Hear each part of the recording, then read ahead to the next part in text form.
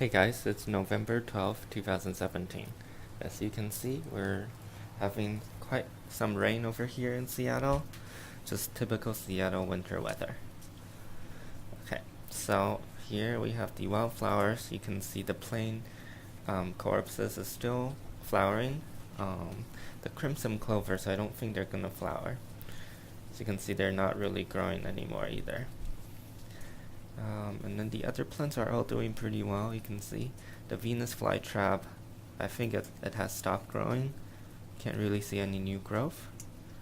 So yeah, a lot of them is going dormant now. And then the ivy, the peony, they're all not really growing anymore. The artichokes are still here, but you can see that they're not really growing anymore either. Right here, the saffron crocus, you can see there's more sprouts coming up. I'm very excited for the crocus. And then other than that, the raspberry, the blueberries, they're all pretty much dormant now. A lot of leaves falling. You can see on the floor there's a lot of leaves I need to clean up when it stopped raining.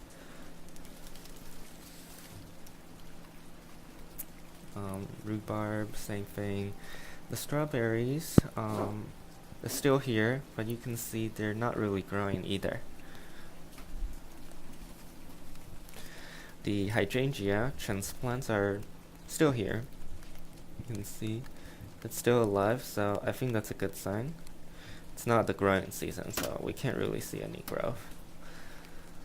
Other than that, the California poppy and Lacy Facilia is still here, not really growing. Asparagus, I think I can cut these off already. The leaves are all yellow and falling. The hydrangea, this smaller one is still here, you can see. Leaves are still green. But then this bigger one, it's definitely going dormant. You can see a lot of yellow leaves. The herbs, lavender, is still here. The flowers are still here. It's looking healthy. And the rosemary, some leaves are changing color, I don't know why. And then the vines, you can see it's still kind of flowering, but the soil is dry, I'm letting it dying back. This one, dahlia, I'm just letting it dry out, kind of. And then the calla lily, it's pretty dry too, so I'm just waiting for it to completely die back, and then I'll store it. And for the indoor garden, you can see I moved most of the orchid on the top layer. They're all doing pretty well. You can see this new leaf is pretty small, but it's there. And I bought this grow light from Amazon. Gonna turn it on.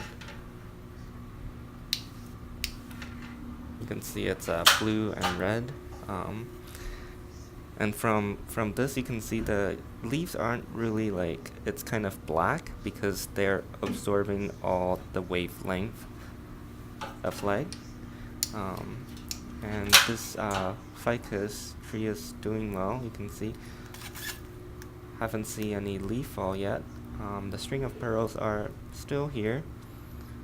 I kind of transplanted it last week. Hopefully it's gonna regrow.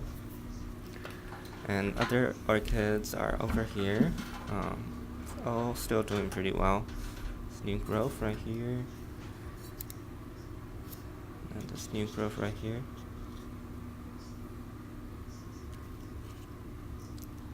Yeah.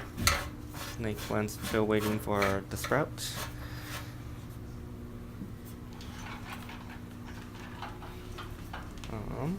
Succulents looking good. And then this orchid flower hasn't opened yet, so I'm still waiting. Hopefully next week. But you can see the flower is here. It's pretty. The buds are big. snake plant, I mean spider plants, fern, and then, oh, there's a staghorn fern. There's something interesting I want to show you. Right here you can see, so there's two types of leaf. One is the big ones you're seeing, and then this one right here on the base. I don't think it was there. I think that one came out recently from this big plant. So that's pretty cool.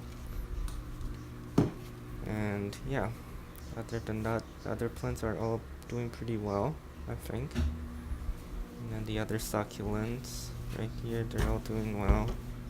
The snake plant is looking beautiful. This one is getting bigger. Zebra plants. Almost forgot these two plants up here. You can see this pear plant is still doing well. I think it has adjusted to this lower light condition. I don't see any leaf turning yellow or leaf fall, so I think it's doing well.